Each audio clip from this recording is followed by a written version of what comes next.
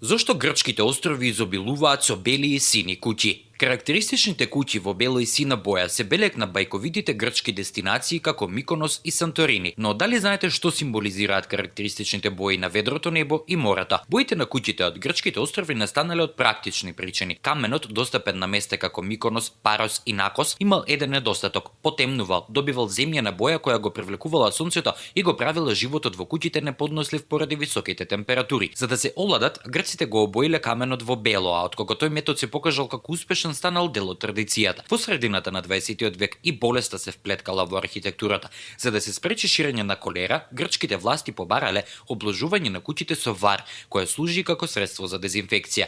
Исто како и белата боја, сината има свој зошто и затоа. Грчките рибари и морнари ги боедисувале вратите и прозорците со боја што останувала од боедисување на бродовите, а сината била најдостапна поради неговиот состав. Бавите бои на куќите на грчките острови престанале да бидат само практични и пожелни, а станале задолжителни во текот на 60-тите години на минатиот век. Актуелниот режим верувал дека препознатливите бои ќе го поттикнат патриотизмот и национализмот, а наскоро бил донесен закон со кој се наредувало бојадисување на куќите на грчките острови во сина и бела боја.